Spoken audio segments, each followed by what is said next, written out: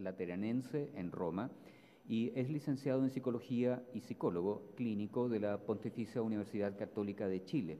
Ha dictado numerosas conferencias en Chile y en el extranjero sobre extrema pobreza, la familia y el voluntariado, promoviendo la integración social, el entendimiento y la colaboración entre los miembros de la sociedad y el involucramiento activo del mundo universitario y empresarial con las realidades de marginación y exclusión social.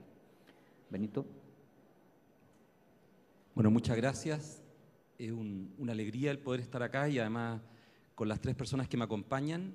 Es una verdadera satisfacción y el haber podido también compartir hoy día temprano con esta conferencia desde Italia.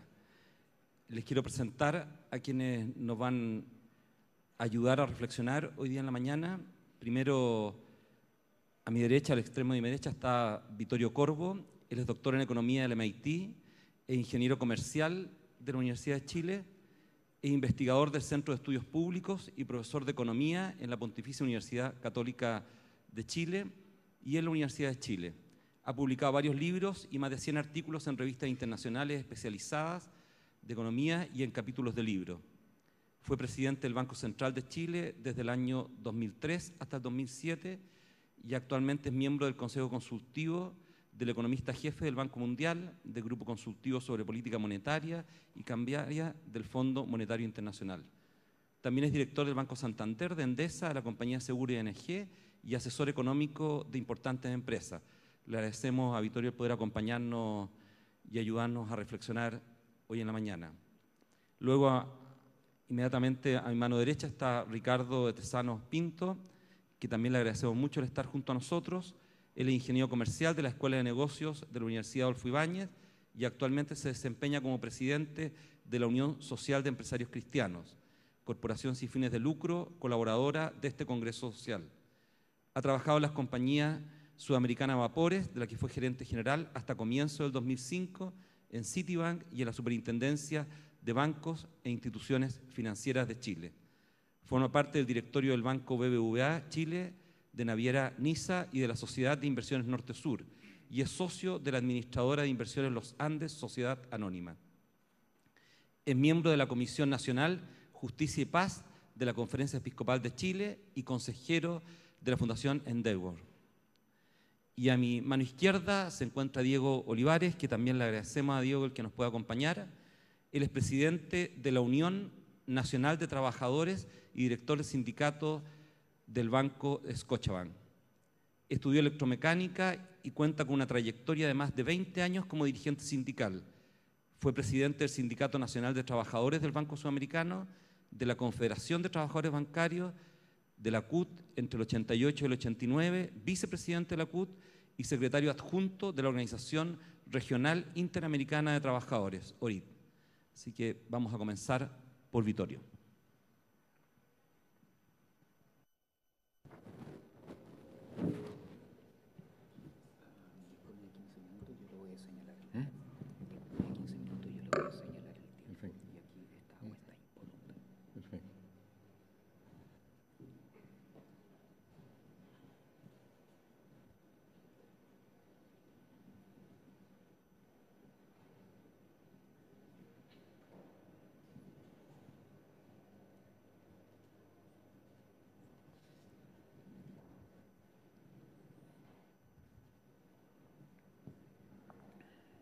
Buenos días. Primero quiero agradecer por la oportunidad de estar acá esta mañana. O sea, yo creo que cuando pensamos de cuáles son los retos más importantes que tenemos hoy día es cómo tenemos un sistema económico y social que es más inclusivo, y eso tiene que ver mucho con respecto a cómo le damos una oportunidad especialmente a los grupos más pobres, la población, de participar en esto. O sea, si miramos qué ha pasado en los últimos 50 años, ha sido el desarrollo económico más vertiginoso que hemos visto en la historia de la humanidad. O sea, entre el año 50 y hoy día hubieron millones de personas que salieron de la pobreza y mejoraron sus niveles de vida. Y eso estuvo muy centrado especialmente en Asia. Entonces la pregunta es un poco, cómo este éxito que tuvo mucho que ver con el desarrollo tecnológico, intercambio entre países, la revolución de la tecnología, las comunicaciones e información, ha dado muchas oportunidades. Pero como ha dado muchas oportunidades, ahora se nota mucho más todavía la diferencia entre la gente que tiene la oportunidad de aprovechar esas oportunidades, vale la redundancia, y el resto. Y eso tiene que ver en gran parte con cuánto preparamos al resto de la sociedad para que participe de esto. O sea, tenemos una crisis hoy día en los países avanzados, eso va a pasar, pero las cosas principales, si pensamos los avances tecnológicos y los intercambios y también los cambios de modelo económico en partes del mundo que estaban muy aislados, especialmente el caso chino y en el futuro la India, eso ha hecho un cambio significativo. O sea, en el pasado, el ingreso per cápita del mundo, los cambios que hemos tenido en 1950 hasta ahora no se había visto en ninguna parte. O sea, nunca teníamos antes del año 50 experiencia de países que crecían más del 10% al año por una década. Eso no existía en la historia de la humanidad, nunca. El ingreso per cápita del mundo el año 1800 no era muy distinto de lo que era el año 1000. Pero el año 1900 ya era distinto y el 2000 mucho más. Entonces, mi presentación tiene que ver un poquito cómo preparamos y cómo hacemos que más gente pueda subirse a este carro. O sea, cómo damos oportunidades. Voy a tocar 3 puntos, dado que tengo solamente 15 minutos y ya usé 1,5. Entonces, el primer punto que voy a hacer, que crecimiento sostenible y focalización del gasto público en los grupos más pobres es la mejor receta para mejorar la calidad de vida de los menos favorecidos. Y voy a documentarlo, y voy a usar Chile como un ejemplo. Ese es el primer punto. El segundo punto, relacionado un poco con lo que dije al comienzo, que hoy día no basta con crecimiento para mejorar la distribución del ingreso, porque este crecimiento es muy amigable a la gente que tiene capital humano. Y si le hemos negado el acceso a capital humano a los grupos más pobres, estamos creando una sociedad muy injusta. Estos son carriles separados. El crecimiento es muy favorable a la gente que tiene capital humano, muy desfavorable al que no lo tiene, por varias razones. Primero, por el crecimiento, por la tecnología, que es muy amigable. Aquí se usa iPad y todas estas cosas, pero la gente que no tiene la capacidad de usarlo se queda atrás. Y el segundo elemento más importante también, que tiene que ver mucho con esto, es que la gente que no tiene capital humano está compitiendo con millones de chinos que se han integrado al mundo y millones de habitantes de la India que vienen detrás. Entonces la tecnología juega contra ellos y juega contra ellos también la integración al mundo de una sociedad que estaba separada.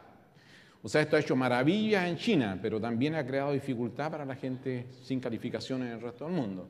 O sea, era impensable que China hoy día tiene un ingreso per cápita 1/3 del chileno. Eso era impensable. El que decía eso hace 30 años atrás lo mandaban a un manicomio. Hoy China tiene un ingreso per cápita sobre $5.000, que es 1/3 del nuestro, pero partió prácticamente de cero. O sea, entonces, el tercer punto que voy a hacer, y todo esto lo voy a documentar en el resto de mi presentación, que para mejorar la distribución del ingreso en forma sostenible, no hacerlo hasta la próxima semana o hasta que el país colapsa. Para hacerlo en forma sostenible, la única receta que conocemos es darle más capital humano a los grupos más pobres de la población. Y ahí no es un problema solamente de recursos, eso tiene que ver mucho también con gestión, con economía política, de poder dar educación de más calidad a los más pobres. Seguro que hay que poner más recursos, pero mucho más seguro que hay que mejorar la gestión. Hay que mejorar la gestión, preparar más profesores. Es una tarea muy difícil, no se baja por internet. No se baja por internet cómo preparar mejor gente. Y Chile tiene muchos retos en esto.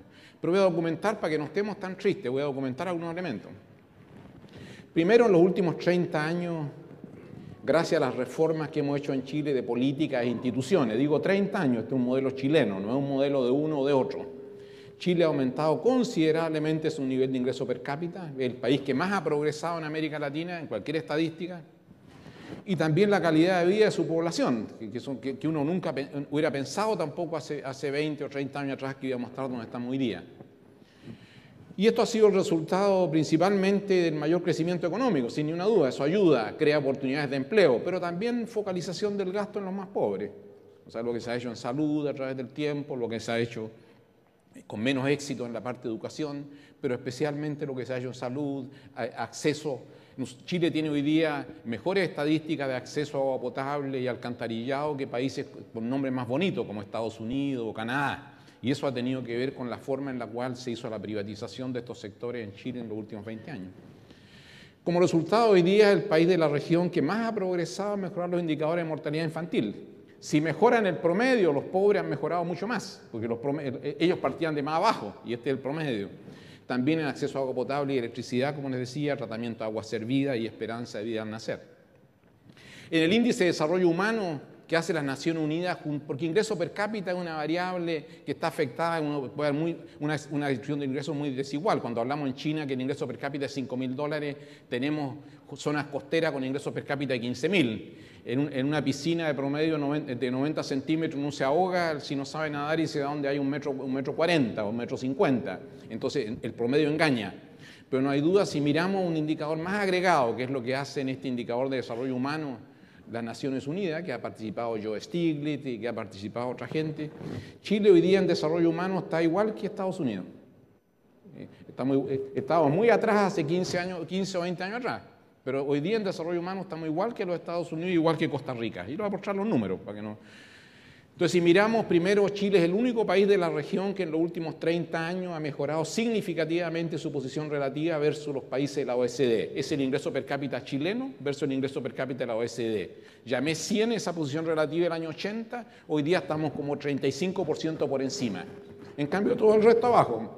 Argentina tiene recursos naturales mejor que nosotros, capital humano mejor que nosotros, pero han cometido el milagro de ir perdiendo posición relativa en el mundo. Y eso tiene que ver con que nosotros vimos la luz antes.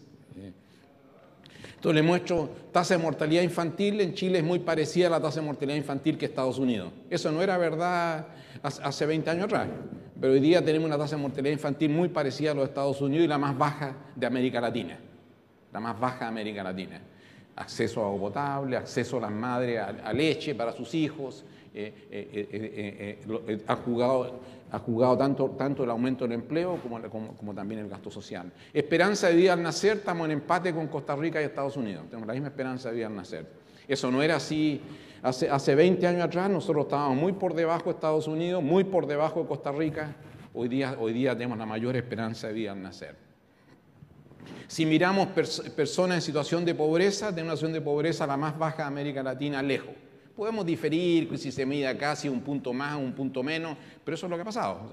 O sea, el crecimiento hace maravilla para los pobres también, pero no mejora su distribución del ingreso, porque quieren más cosas, y con justa razón, quieren participar más en esto. Entonces, y ahí está el reto, Si miramos desde el punto de vista, le decía, de desarrollo humano, hoy día, o sea, hace 20 años atrás nosotros estábamos muy por debajo de Estados Unidos, por debajo de Costa Rica, empate con México. Hoy día somos en América Latina, estamos a un nivel de desarrollo humano igual que el que tiene Estados Unidos.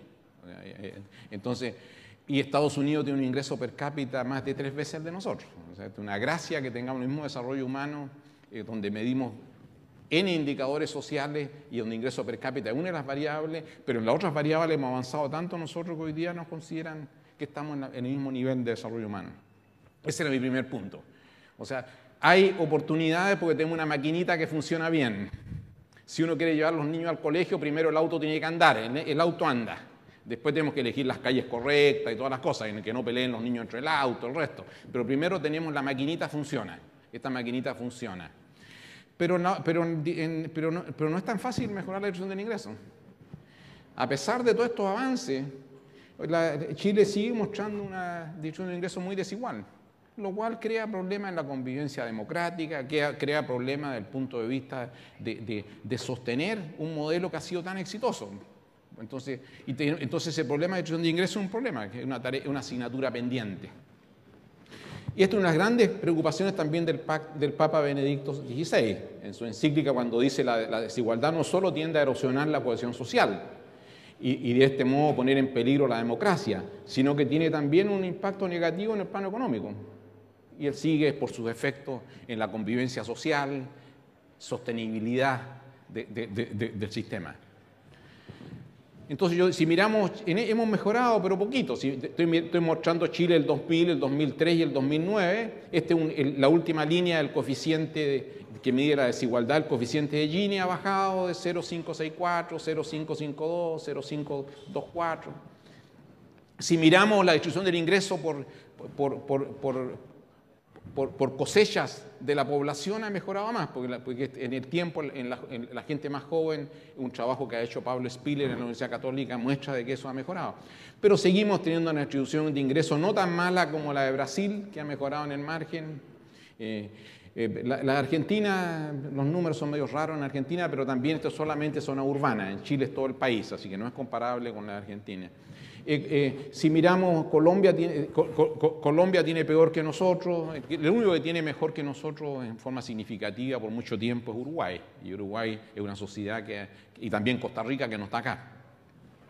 Y también si miramos internacionalmente es lo mismo. Entonces voy al punto final. O sea, ¿dónde está el problema?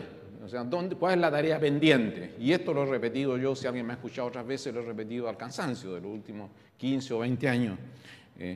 Entonces, para mejorar la oportunidad de los grupos de más bajo ingreso, lo que tenemos que hacer y reducir especialmente la desigualdad, para que ellos puedan participar mejor en la sociedad, aquí es la educación. Y es la educación preescolar y escolar. Ahí está el problema.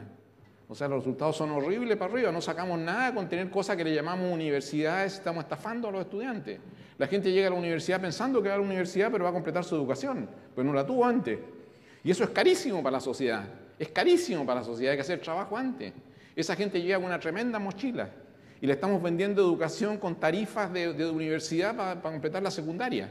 O sea, eso crea una tremenda... O sea, en Chile lo que le pasa a un estudiante depende fundamentalmente de la cuna en que viene, cómo le va en la vida. Y eso en otros países se corrige con la educación, pero la educación chilena no ha sido capaz de hacer eso. O sea, la gente que viene de una buena cuna tiene buena educación y sigue para adelante acumulando. En cambio hemos fallado en tratar de resolver este problema, que este problema requiere profesores, requiere si los profesores no funcionan para afuera, igual hay que tener sistemas de evaluación, hay que preocuparse de los estudiantes, no hay que preocuparse tanto, cómo producimos educación de mejor forma. Y ahí hemos fallado, y ha fallado el país, en los últimos 30 o 40 años. Se han hecho muchos intentos. Y a lo mejor necesitamos más recursos, lo que sí yo sé que necesitamos mucho más gestión, necesitamos más gestión y ser capaces de enfrentar esto como problema país. Vamos a necesitar más recursos, pero mucho más todavía desde el punto de vista de cómo hacemos esto. O sea, y aquí la prioridad es preescolar y escolar, ahí está todo. O sea, lo que demuestran los estudios que la gran parte del aprendizaje está entre los 2 y los 6 años, ahí, la preescolar y después la escolar, ahí está. No tratemos de invertir ya, si hicimos un edificio con malas fundaciones, no tratemos de hacer un penthouse bonito arriba, se va a caer, pues, se va a caer el penthouse. Como resultado de la mala calidad de la educación que reciben los más pobres, a ellos les resulta muy difícil romper el vínculo de hierro que existe entre su nivel socioeconómico de sus padres y su oportunidad de generar ingresos. Ahí está el problema. O sea, yo creo que la mayor obra de caridad que podemos hacer es mejorar este problema para que todos participen en el sistema, Y el camino es mejorar la gestión y aumentar la inversión y educar a los niños de los hogares más pobres. Hoy día tenemos más del 90% de los estudiantes van a educación municipal o privada subvencionada. Entonces, y ahí tenemos el problema. Pero no olvidar que el crecimiento, porque sin crecimiento no se logra nada y el crecimiento no da los recursos. O sea, tenemos que hacer estas cosas manteniendo los incentivos para el crecimiento. Y ahí en Chile lo ha hecho bien. Lo ha hecho bien, muy bien. Si la misma cosa que hemos hecho para crear condiciones para tener un país que conduce más al crecimiento, lo hacemos para un país que conduce más a mejorar la calidad de la educación de los más pobres, este hace otro país. Y va a ser un país mucho más justo. Y tenemos la capacidad de hacerlo. Si miramos, estamos terminando, termino en un minuto.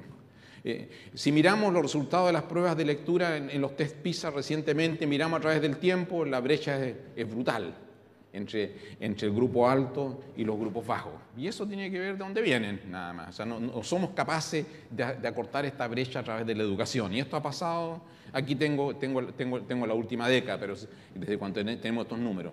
Si miramos los resultados de las pruebas de lectura PISA, todo lo que muestra que no es solamente educación, sino que cuánto se aprende, capacidad cognitiva.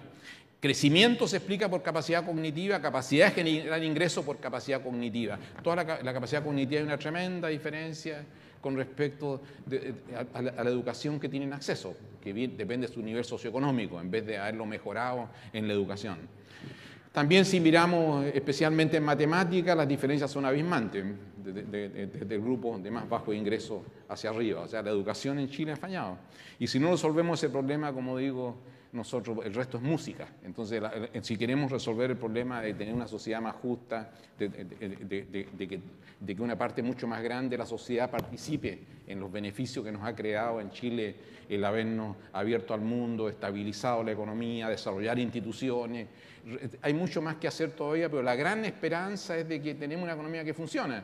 Nosotros pasamos por errores en el pasado, lo hemos construido, lo hemos corregido. Esta es una economía muy robusta hoy día. Vemos lo que está pasando, la tragedia en Europa. Nosotros aprendimos a vivir dentro de nuestros medios, todas esas cosas. Pero nos queda una tarea pendiente y resolvamos esta tarea bien para que no se nos eche a perder la otra, porque la otra es fantástica y es una precondición para poder resolver el problema de educación en Chile. Muchas gracias.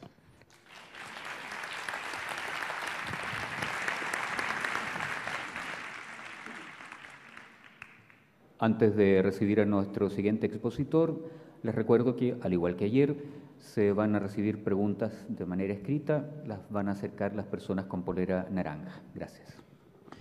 Le agradecemos a Vittorio y por haberse mantenido en el tiempo también, Vittorio. Muchas gracias. Y le pedimos a Ricardo ahora que pase tú.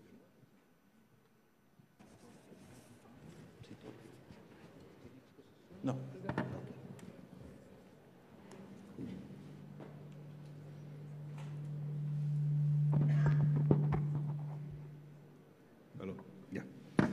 Bien, en primer lugar quiero agradecer a la Universidad Católica por esta invitación a participar de este panel sobre una pregunta que parece bien interesante, es si podemos hablar de bien común en el contexto económico actual. Y la verdad que quiero hacer un par de comentarios antes de tratar de responder la pregunta. La primera es que creo que tenemos que mirar el futuro y enfrentar la pregunta con esperanza. Hablamos de crisis, hablamos de falta de valores, hablamos de tantas cosas que como que nos bajan el ánimo y en algún minuto tenemos que tener esperanza, que es una virtud cristiana. Y yo en lo particular tengo mucha esperanza y creo que la crisis nos da una oportunidad espectacular, la crisis valórica, la crisis económica, una oportunidad espectacular de mejorar. Y quiero responder a esta pregunta desde el punto de vista empresarial, porque creo que es el motivo por el cual estoy acá. Y hay que partir reconociendo que los empresarios no tenemos muy buena imagen. Digámoslo bien, los empresarios tenemos mala imagen.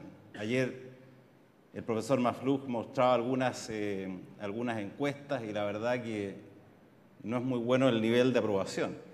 Pero resulta que en general muchas instituciones tienen mala imagen y en general las instituciones tradicionales tienen mala imagen. Y yo creo que una de las cosas que debemos preguntarnos es por qué. Y tiene que ver con el bien común, tiene que ver con la coherencia y tiene que ver con el bien común. Entonces, yo voy a tratar de demostrar de que el contexto económico no es lo relevante, sino que lo relevante es el bien común. Lo que nos ha faltado es preocupación por el bien común. Y cuando miramos qué responsabilidad nos cabe dentro del bien común en lo que nos dice el Papa Benedicto XVI en la última encíclica, quiero retomar tres frases que me parecen muy importantes de recordar. En el número 36 de la encíclica Caritas in Veritate, el Papa dice: la economía y las finanzas, al ser instrumentos, pueden ser mal utilizados cuando quien los gestiona tiene solo referencias egoístas. De esta forma, se puede llegar a transformar medios de por sí buenos en perniciosos. No se deben hacer reproches al medio o instrumento, sino al hombre, a su conciencia moral y a su responsabilidad personal y social. Yo creo que el profesor Corbo ya nos indicó que hemos construido una economía que ha hecho grandes progresos. No le echemos la culpa a esos progresos, veamos qué es lo que hemos hecho mal y en eso cabe siempre una responsabilidad personal. El segundo concepto relacionado al bien común, que está muy claramente expuesto en la encíclica, en el número 21, dice que la ganancia que es la cosa central del modelo de desarrollo, es útil si como medio se orienta a un fin que le dé sentido, tanto en el modo de adquirirla como el de utilizarla. El objetivo exclusivo del beneficio, cuando es obtenido mal y sin el bien común como fin último, corre el riesgo de destruir riqueza y crear pobreza. En Chile hemos visto un caso lamentable de destrucción de riqueza asociado a una búsqueda del lucro o el beneficio sin tener el bien común como fin, que fue el caso de todos conocidos, ¿no es cierto?, de la Polar. Y por último, en el número 7, dice la encíclica, el desear el bien común y esforzarse por él, esa exigencia de justicia y caridad. Trabajar por el bien común es cuidar por un lado y utilizar por otro ese conjunto de instituciones que estructuran jurídica, civil, política y culturalmente la vida social. Esta es la vida institucional de la caridad, la forma que ejercemos la caridad en la sociedad en que participamos, ¿no es cierto?, tiene que ver con la consecución del bien común. De tal manera que 3 principios básicos. Uno es un tema personal, no le echemos la culpa al empedrado. En segundo lugar, no eliminemos lo que tanto progreso ha traído, que es un sistema que se basa en el emprendimiento, en la capacidad creativa, en la colaboración creativa con Dios. Y no nos olvidemos que vivimos en sociedad, y creo que eso lo puso extraordinariamente bien en la mañana el profesor Bruni. Entonces, aquí cabe la pregunta, ¿por qué se nos ha olvidado el bien común? El profesor Bruni hablaba del mal común, me parece un concepto bien interesante. Como que se nos olvidó el bien común, lo pasamos tan bien produciendo que se nos olvidó el bien común. Y yo creo que lo primero que tenemos que hacer es preguntarnos qué tenemos que hacer los cristianos en esto.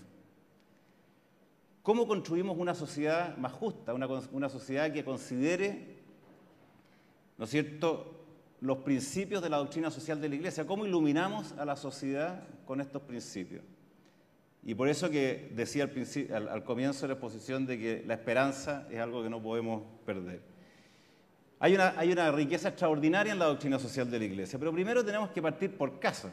Y para partir por casa tenemos que entusiasmar a los que somos o nos declaramos cristianos que el obtener utilidades, ¿no es cierto?, no es el fin último de nuestra acción, que tenemos que preocuparnos por el bien común, por la dignidad de la persona que trabaja con nosotros, por nuestros colaboradores, clientes, todos aquellos con los cuales tenemos relaciones. En un documento de reciente publicación del Consejo Justicia y Paz, que lo presentó el cardenal Truxon en una reciente conferencia de la Unión Mundial de Empresarios Cristianos, ese documento hace un llamado a identificar cuál es la vocación de los líderes de negocio. Y ahí dice, la traducción es mía porque el documento está en inglés, así que algunos errores son porque no soy un buen traductor y otros porque los quise poner distintos, pero no es una cita textual. Dice, desgraciadamente, en el mundo de los negocios hay personas de fe que han actuado sin estar inspirados por su fe y convicciones morales. Hemos visto muchos escándalos que involucran a líderes que han utilizado mal sus posiciones de autoridad y liderazgo. Ellos han sucumbido a pecados de orgullo, codicia, lujuria u otros.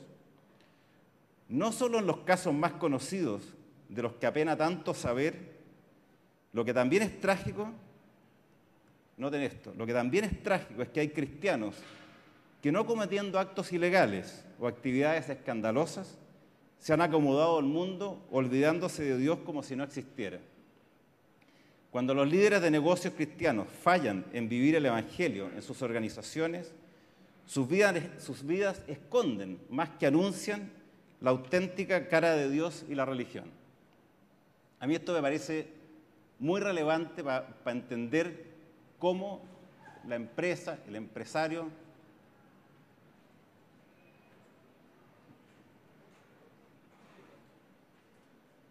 pasó algo ahí. ¿Sí, bro?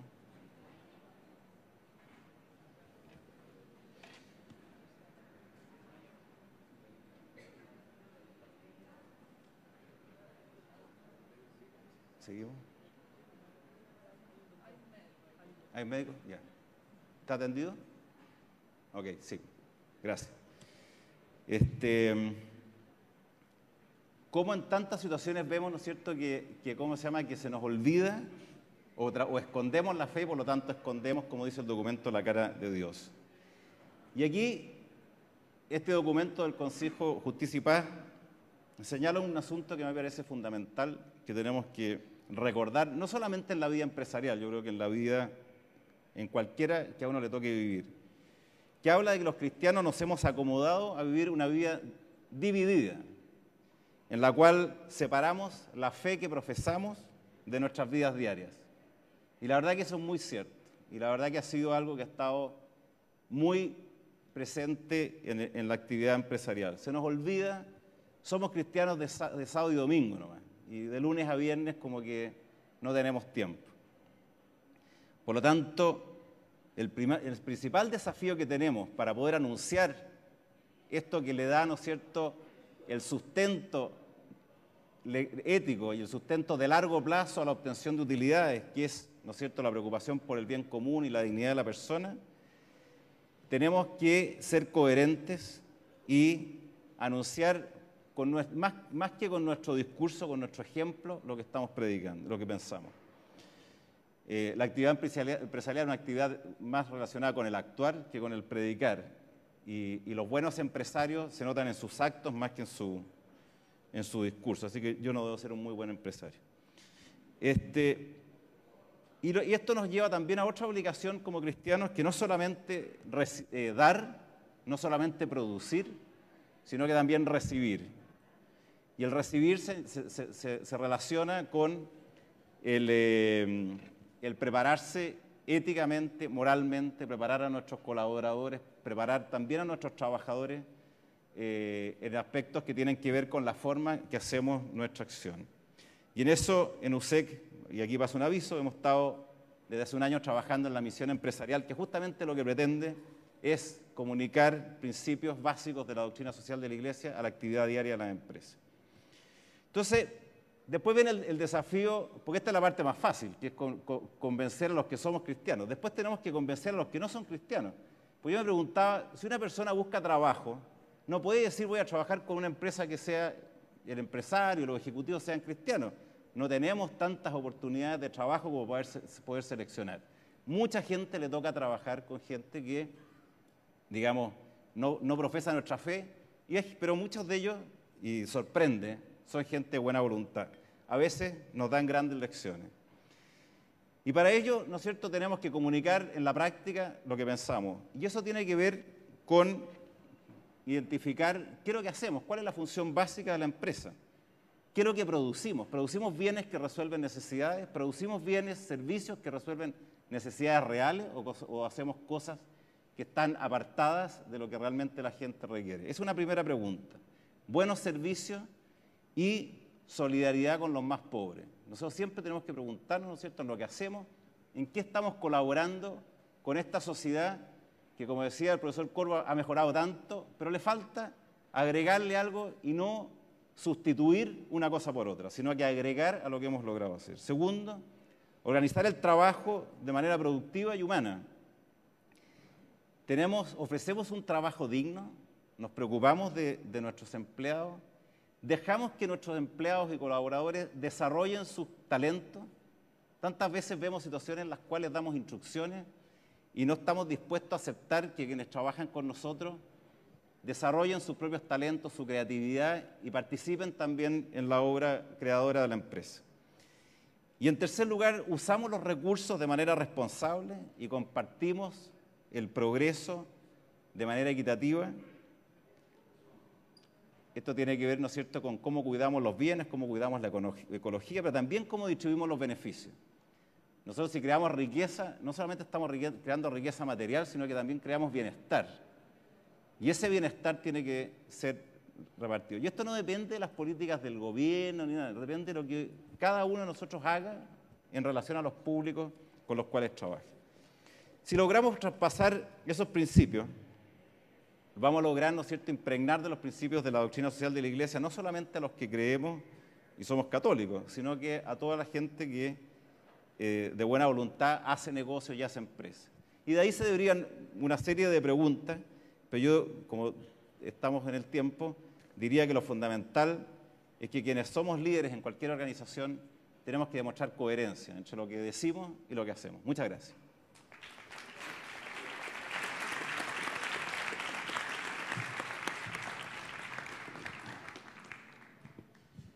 Bueno, agradecemos a Ricardo ahí por su presentación y le vamos a pedir a Diego que pueda pasar adelante y tomar sus 15 minutos. Sí, creo que es. Más que presentación, ¿no? No, dejémosla ahí, no importa. Bueno, no importa. Si tienen más bien alguna frase de apoyo.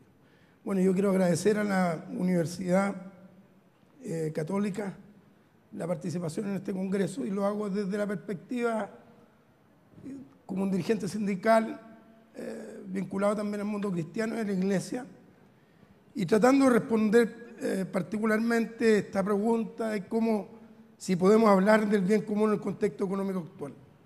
Y yo quisiera decir, para los que no me conocen, yo llevo más o menos 30 años en el movimiento sindical chileno, tengo 54 años de edad,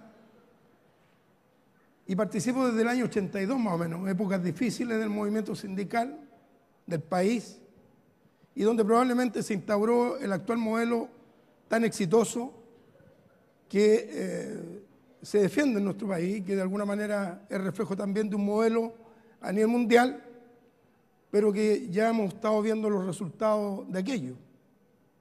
Me alegro que en Chile, por lo menos, los resultados económicos sean resultados que se mantienen. Ayer el presidente nos decía que estábamos todos sorprendidos porque el IMASEC había crecido más de lo que los propios economistas habían pensado.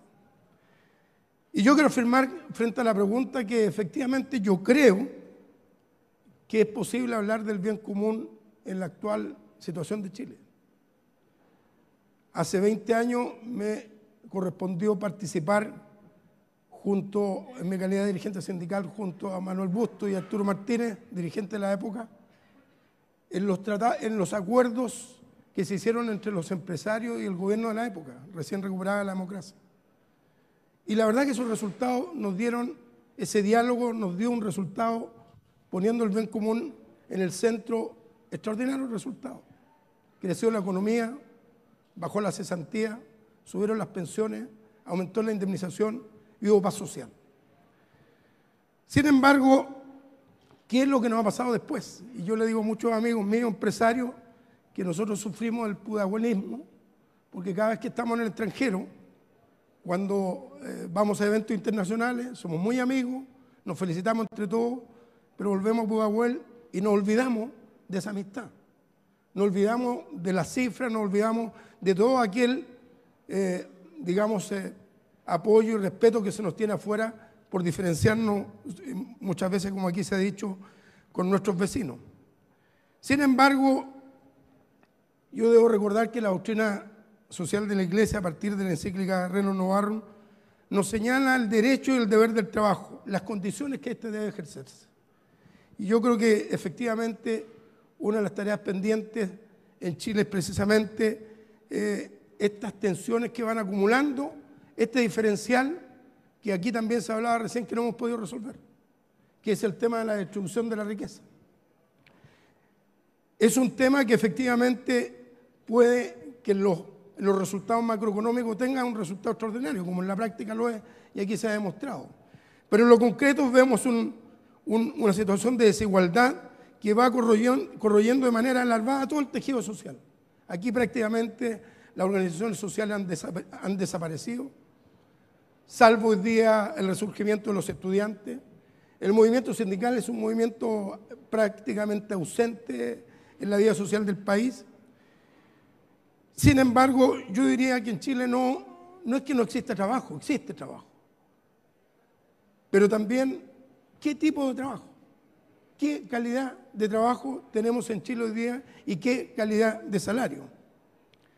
Es cierto que faltan muchas cosas en nuestro país, pero lamentablemente vemos que muchas veces se sigue equivocando. Es verdad, hoy hay muchos menos pobres que hace 20 años, pero la tremenda inequidad, como he dicho, no ha cambiado. Y a nosotros los trabajadores, y particularmente los dirigentes sindicales, nos duele ver los rostros de aquellos que sienten que el crecimiento económico y la modernización no les toca. Y muy por el contrario, se sienten víctimas de la exclusión social. ¿Cuántos jóvenes, cuántos adultos mayores no pueden sentirse plenamente parte de la sociedad chilena, sino más bien son el reflejo de una sociedad de exclusión? Yo creo que efectivamente el tema del bien común nos obliga y nos interpela no solamente a estas conferencias y a un reencuentro entre gente que pensamos más o menos igual muchas veces, pero que en la práctica concreta no somos capaces de producir las transformaciones. Yo recuerdo hace 2 años atrás con los empresarios cristianos, nos sentamos en un proyecto en conjunto y yo me recuerdo haberles dicho, estaba Ricardo ahí, que yo no estaba dispuesto a sentarme de nuevo en una mesa en que teorizásemos mucho, pero que en la práctica no hacemos carne aquel análisis que hacemos. ¿Cómo transformamos efectivamente desde el punto de vista de la dignidad humana el cambio que este país necesita? Y no solo este país, estamos pensando en el mundo. Hoy día esta gran crisis que afecta hoy día en Chile la desigualdad, en otros países, bueno, estamos viendo en países más desarrollados que nosotros, en una crisis profunda que pareciera ser no tiene salida. Lo ha dicho el Papa Benedicto XVI, que si el mismo sistema se vuelve a aplicar después de la crisis, entonces estaríamos cometiendo el mismo error. Algo allí hay que cambiar. Yo quiero coincidir con lo que decía aquí también Ricardo, en el sentido de que la encíclica Caritas in Veritate nos dice en su capítulo 2 respecto al desarrollo humano en nuestro tiempo, dice: la ganancia es útil si como medio se orienta a un fin que le dé un sentido, tanto en el modo de adquirirla como de utilizarla. El objetivo exclusivo del beneficio, cuando se obtenía mal, sin el bien común como fin último, corre el riesgo de destruir la riqueza y crear la pobreza. Y me alegro de concordar con él y con los empresarios cristianos en este principio, porque eso es lo que tenemos que transformar en definitiva. Un modelo que, si bien es cierto en Chile, nos ha dado resultados macro importantes, pero vemos que cada vez más las diferencias son siderales. Y en ese sentido tenemos una responsabilidad y la Iglesia nos convoca precisamente a que los actores del mundo del trabajo y los responsables de la sociedad estamos convocados a construir un nuevo paradigma social y económico, cuyo centro sea la persona humana. Eso es lo que nos convoca la Iglesia, el actual Papa, y nos dice concretamente: sin formas internas de solidaridad y de confianza recíproca, el mercado no puede cumplir plenamente su propia función económica. ¿Qué quiere decir con esto? La importancia recíproca es quienes crean el trabajo y quienes también aportamos a la producción. Y en este caso, creo yo que todos tenemos una responsabilidad importante también de renovar nuestros actos. Aquí quiero coincidir también con los empresarios cristianos. Si no tenemos del discurso a la práctica, desde la teoría a la práctica, una actitud coherente, francamente no estaremos cambiando nada. Yo creo que en Chile, efectivamente, como lo dije en algún desayuno hace algunos días acá, si no tenemos un cambio de cultura, un cambio de actitud frente a la sociedad, lo que estamos haciendo es profundizar estas desigualdades que nos pueden llevar a situaciones que hoy día probablemente muchos de nosotros no las veamos, o quienes las vemos se nos acusa de posturas extremas. Yo les quiero decir que así como el movimiento sindical es un movimiento que lamentablemente estamos en una debilidad tremenda, y a mi juicio, y hay que hacer la autocrítica, no solo ya por un tema de democracia o de la dictadura, no solo por un tema de que hay malos empresarios, que los hay, sino que también porque el propio Papa, y yo hago también hago mía sus palabras, nos convoca como movimiento social, como movimiento sindical, a entender también estos nuevos procesos, este cambio de paradigma que necesita la humanidad, que necesita, en definitiva, el conjunto de la sociedad. Hoy día los sindicatos, a mí me parece, hoy son más necesarios que nunca. Lo dice también el actual Papa Benedicto XVI. Los sindicatos son, las organizaciones sociales son más importantes que nunca para dar respuesta a aquel cambio que es necesario para la humanidad.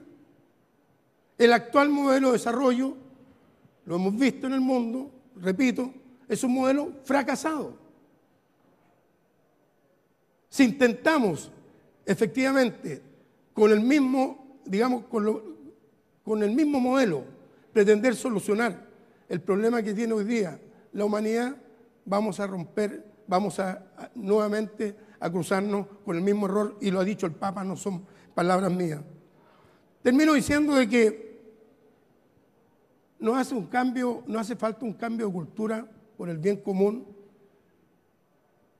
a los empresarios, a los dirigentes sindicales, a la sociedad civil en su conjunto y, por supuesto, a todos nosotros como cristianos. Me parece a mí que finalmente las propuestas viables que nos permitan avanzar significa, en definitiva, también un cambio desde nuestra perspectiva cristiana, desde nuestra manera de ver un mundo más justo, más solidario y más, yo diría, justo para todos los ciudadanos del mundo. Muchas gracias.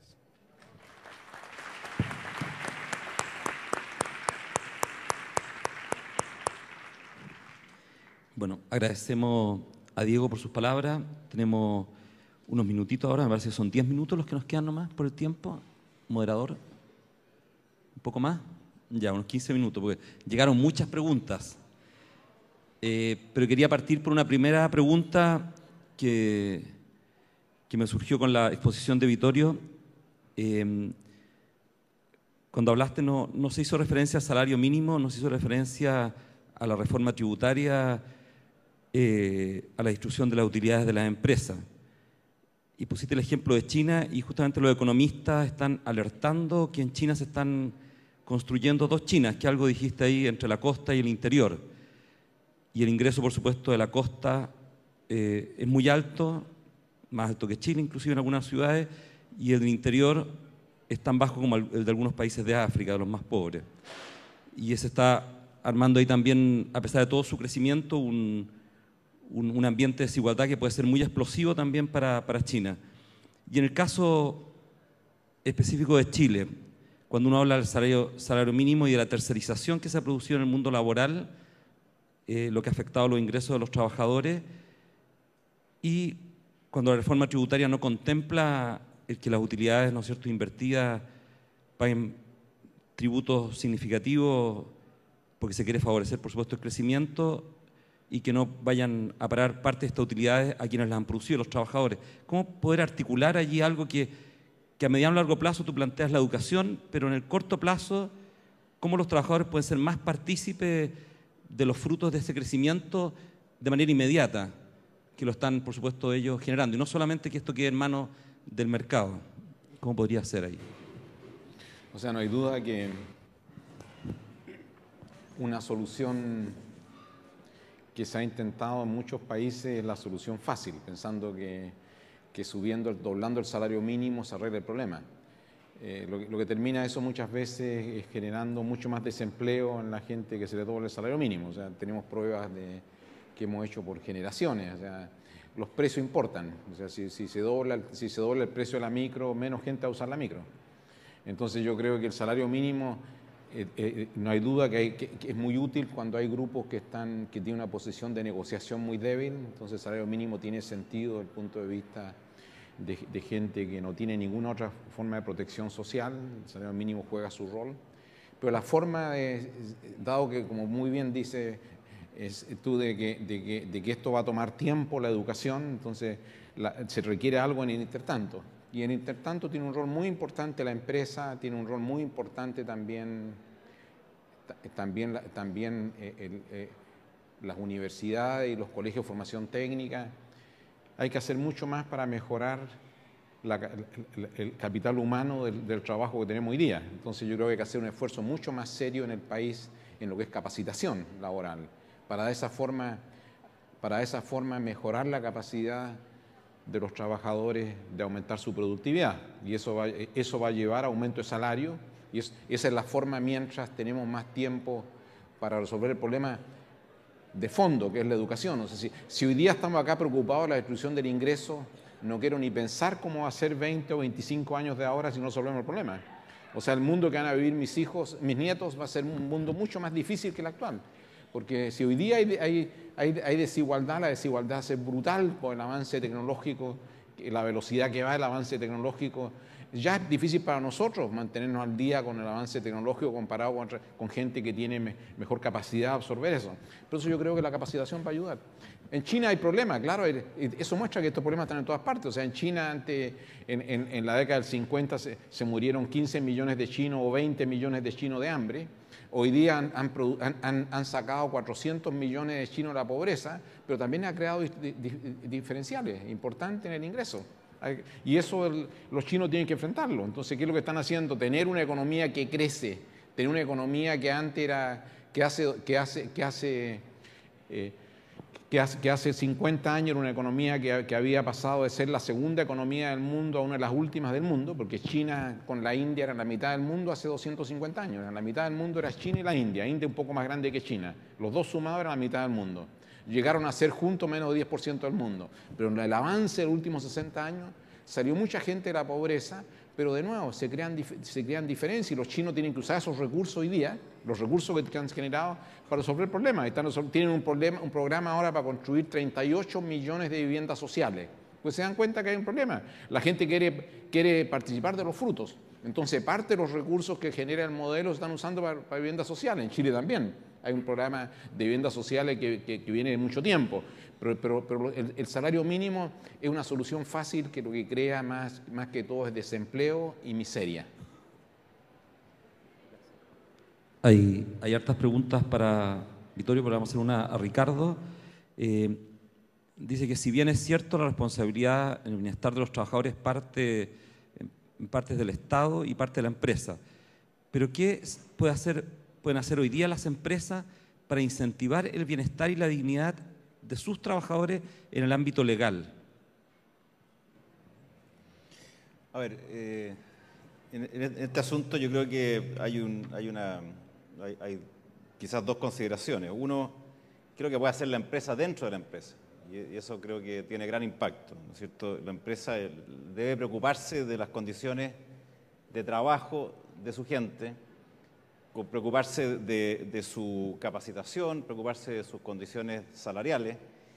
Y ese es un asunto donde yo creo que tenemos mucho que hacer. Yo creo que damos mucho énfasis a los niveles altos de las empresas en mirar el resultado, en mirar cómo viene la economía, cómo se proyectan los negocios, pero muchas veces no miramos adecuadamente las condiciones en las cuales nos relacionamos, no solamente con los trabajadores, también con los clientes. ¿Cuántas veces los clientes sufren abusos, etcétera? El conocer las condiciones, el reportar las condiciones y el entenderlas, ayuda mucho a entender las condiciones de los trabajadores y poder mejorar aquello que no esté bien. Y en segundo lugar, yo creo que los empresarios tenemos, aparte de la obligación de producir en nuestras empresas, tenemos la obligación de participar de las regulaciones. Hemos visto, de hecho, últimamente un aumento importante de regulaciones producto de situaciones de injusticia o de escándalos, derechamente, y tenemos que participar de esa discusión, tenemos que aportar nuestro punto de vista práctico y efectivo, ¿no es cierto?, de cómo una regulación es mejor. Y en eso los gremios tienen un rol importante que cumplir. No podemos quedarnos de brazos cruzados esperando que los cambios legales vengan. Como decía recién Vittorio, lo mismo que el salario mínimo. No podemos decir ser observadores de situaciones de miseria, tenemos que actuar sobre ellas, en la empresa y en la regulación. Diego, dos preguntas en una. La primera es si se ve tanta dificultad para que la gente participe, ¿qué es lo que hacen los dirigentes sindicales hoy día para que eso ocurra, como una mirada hacia adentro? porque en lo que tú expusiste hablaste mucho hacia afuera, pero la mirada hacia adentro del movimiento sindical. Y un estudiante de Ingeniería Comercial nos pregunta también cuál es el gran desafío de los movimientos sindicales en este Chile hoy día, como un actor de esta sociedad civil. Bueno, la primera yo creo es que efectivamente a nosotros nos hace falta una autocrítica del movimiento sindical. No es casual que la gente nos interese, más allá de que cuando las encuestas se hacen, la gente cree que es importante, dice y afirma que el sindicato es importante. Y no, qué duda cabe que el movimiento sindical está disgregado, que no ha sido capaz de adaptarse no al cambio de los principios ni de los valores que son permanentes. Y ahí te respondo inmediato la segunda pregunta. ¿Cuál es nuestra misión? La misión histórica del movimiento sindical. Luchar por mejores condiciones de vida de sus trabajadores. Pero lamentablemente en Chile, hoy día cuando más necesario un sindicato, hoy día, entre otras cosas, ¿cuántos trabajadores podemos negociar colectivamente en las empresas? Apenas el 4,5% de los 5 millones de trabajadores operativamente hablando. ¿Y quiénes negociamos normalmente? ¿Quiénes trabajamos en grandes empresas o en transnacionales? Y por supuesto que ahí las negociaciones muchas veces no son malas, pero naturalmente que hay una tarea pendiente respecto de la necesaria renovación del movimiento sindical en sus estilos, en sus formas, en sus métodos, en su estructura, en su transparencia, en su democracia interna. Y por supuesto también en los dirigentes. Yo no creo que porque yo ya lleve, porque apenas tenga, comillas, 54 años, pero son 30 años en el movimiento sindical. Yo creo que nosotros no nos hemos dedicado como movimiento sindical a formar nuevos cuadros sindicales. No los hemos reencantado. No los hemos reencantado porque estamos con una mirada, a mi juicio, todavía, diría desde la perspectiva del propio Papa, solamente clasista del desarrollo de la sociedad. Y creo que si el movimiento sindical no es capaz de superar ese concepto también, no va a poder dar respuesta a los nuevos problemas de hoy. Gracias. Vittorio, otra pregunta. Hay varias de educación, por lo que tú conversaste, nos aportaste. Pero hay una que es bien interesante, dice, ¿por qué desde la perspectiva tuya, dice, creo que ha fallado en la gestión educacional que no se ha progresado en estos últimos años? Y hay una persona que dice, hablando de la educación, como se hizo referencia a la familia, cómo trabajar con las familias más vulnerables para poder cambiar esto también. O sea, yo creo que en parte en lo que hemos fallado es una tarea difícil en todas partes. O sea, en muchos países están haciendo la misma pregunta, no estamos haciendo nosotros, pero en Chile lo que hemos fallado en los procesos de aprendizaje, la importancia de formar a los maestros. Acabamos de ver nosotros los resultados de unos test a los profesores que terminan de educarse para ser maestros, y una parte muy grande de ellos no tienen la capacidad de ellos de entender, o sea, que van a enseñar. Entonces nosotros es como si nosotros estuviéramos confiando la medicina a gente que no tiene idea de cómo operar, de cómo funciona un hospital. Y eso estamos haciendo con los niños. O sea, nosotros hemos fallado en control de calidad, de formación de maestro, en poner recursos adecuados para la formación de maestro, en dignificar suficiente la profesión de profesor, en darle responsabilidad a los directores de los colegios. Eso es pura gestión. Directores de los colegios, que la única forma de despedir a un profesor que es incapaz de enseñar es si ha matado a un alumno o se ha robado algo, pero no es porque ha hecho el trabajo mal. Entonces yo creo que tenemos un problema de gestión. Y eso es un problema, como digo, que viene en Chile, se ha deteriorado. La educación en Chile fue relativamente buena hasta los 60, pero se ha deteriorado en los últimos 50 años. Se ha deteriorado en los últimos 50 años, y ahí ha fallado la gestión. Estoy seguro que vamos a requerir más recursos, especialmente los niños que vienen de hogares destruidos o de hogares de muy bajo ingreso. Tenemos que invertir mucho más como sociedad en levantarle su capital humano a través de más recursos. A esa gente hay que darle más recursos para formarle, porque va a requerir mucho más aprender en la escuela. Nos lo trae la familia. La familia, el que viene de un estrato de alto ingreso, ya viene con una cantidad importante de capital humano. Hay que dar más recursos, pero no es solamente dar recursos. Tenemos que dar recursos, pero teniendo sistemas para ir evaluando lo que se va haciendo, evaluando para que verdaderamente estemos contribuyendo a resolver su problema. Gracias. Ricardo, voy a mezclar algunas preguntas acá, pero una concentra bastante las preguntas que hay hacia ti. Dice, ¿cuál es el cambio que todos debemos realizar para dar valor agregado al trabajo? que solo hoy por hoy se mide en relación a la riqueza, para incorporar a la persona al desarrollo. Y otra habla justamente algo similar, cómo bajar los principios, lo que hablaba el profesor Bruni, especialmente de la gratuidad al bien común, al mundo del trabajo. De acuerdo. Buenas preguntas. Respecto de cómo hacer partícipe al trabajo, eso tiene que ver, creo yo, con la misión fundamental que tiene el empresario, que es crear, que es innovar, que es producir, ¿no es cierto? Y eso tiene que involucrar a la gente que colabora en ello. Normalmente tendemos a que los procesos de producción sean procesos más bien impositivos, que le decimos a la gente lo que tiene que hacer, más que que la gente contribuya en ese proceso, lo cual significa que tiene que dar paso a su propia iniciativa, que tiene que dar paso a un proceso de aprendizaje a través de la capacitación, junto con las normas que hay.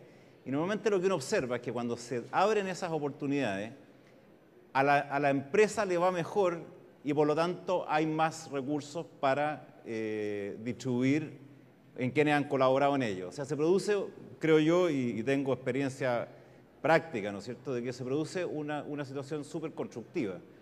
La contraposición de capital y trabajo, aparte de generar conflicto, genera peores resultados para el capital y para el trabajo. Lo que uno tiene que hacer es que cada uno de ellos dé lo mejor de sí mismo, y ese es el gran desafío de aquel que dirige, porque es el que fija las normas. Y respecto al otro tema sobre la gratuidad, yo creo que, de hecho, el profesor Bruni decía, ¿no es cierto?, al final de su exposición, de que hay mucho más situaciones en las cuales se practica la gratuidad que las que somos capaces de identificar. En todas las empresas, una gran cantidad de empresas, hay de forma más o menos, ¿cómo se llama?, común, de este tipo de situaciones. Pero yo quiero mencionar una sola cosa que siempre me ha llamado la atención.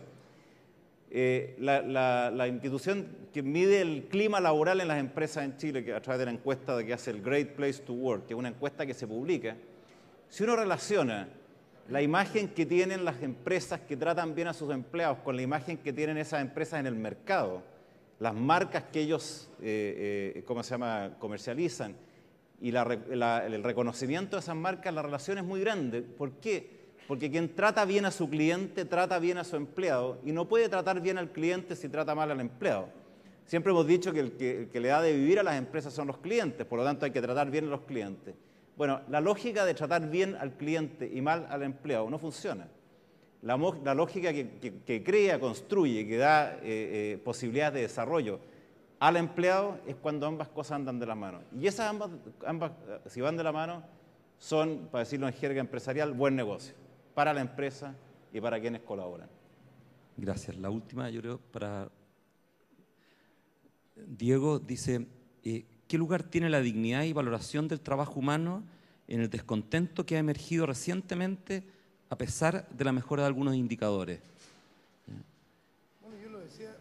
Bueno, yo lo decía en mi intervención, que efectivamente, más allá de los resultados, yo me imaginaba anoche al ver las noticias, cuando el presidente decía que teníamos que estar contentos no por las encuestas, sino que por las cifras que se está entregando al IMASEC.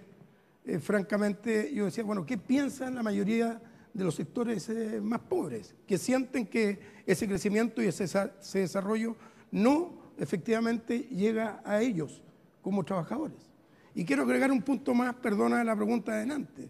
Efectivamente, claro, yo hablé de uno de los aspectos respecto a la crisis del sindicalismo. Pero cuando en un país negocia apenas el 4,5% de los trabajadores, no es tampoco por casualidad. En Chile prácticamente la negociación colectiva no existe. Y por lo menos en la Unión Nacional de Trabajadores nosotros hemos planteado no solo modificar algunos artículos que permitan una mejor y verdadera negociación colectiva, porque además es un mecanismo de mejor distribución, sino que también estamos de acuerdo en la negociación por rama en la producción. Yo no habla esto en los sectores empresariales y casi se nos cae el techo.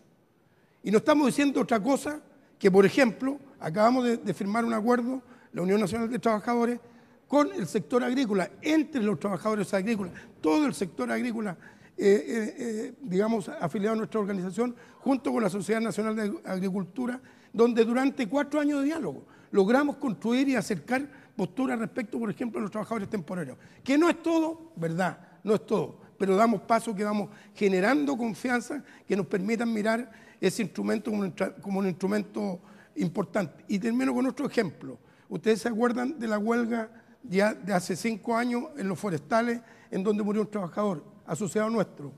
Bueno, lamentablemente murió un trabajador fruto de esa huelga, en las condiciones no las vamos a comentar aquí, pero nosotros a partir de esa huelga logramos sentarnos con ese grupo empresarial y hemos ido construyendo niveles de confianza que hoy día permite incluso generar muchos programas de apoyo, no solo a los trabajadores forestales de la zona en que hubo este conflicto, sino que también al resto de la comunidad, me refiero a la zona de Arauco, donde son muchas otras familias que dependen del mundo forestal y que la empresa probablemente no las veía. Entonces, termino diciendo, yo creo profundamente, tal vez la pregunta al principio, es probable ver, o sea, hablar hoy día del bien común es probable.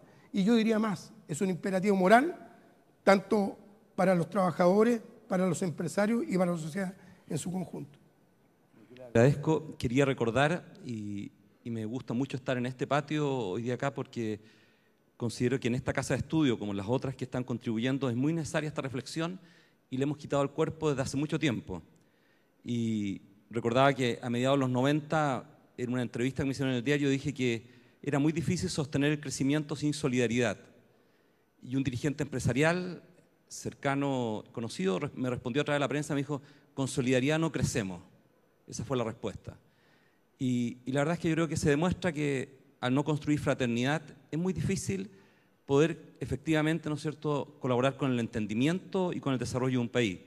Bruni decía, no hay economía libre de mercado sin fraternidad. En la época de la globalización, dice el Papa, la actividad económica no puede prescindir de la gratuidad, que fomenta y extiende la solidaridad y la responsabilidad por la justicia y el bien común. Ojalá que esta reflexión, ¿no es cierto?, que hemos hecho hoy día y que ustedes tres nos han ayudado también pueda seguir extendiéndose también dentro de la academia, dentro de lo que se está haciendo en esta universidad y en tantas otras, que quizá una de las principales carencias, ¿no es cierto?, que tenemos. Una vida no reflexionada no merece la pena ser vivida, decía Sócrates. Y Bruni nos plantea algo muy duro para la economía, que yo lo comparto plenamente. Es una de las ciencias que más sufre la falta de pensamiento. Entonces, yo creo que se requiere una discusión más profunda y ojalá que podamos también continuarla, que no sea... Y agradezco a la universidad esta oportunidad. Muchas gracias a los tres expositores también.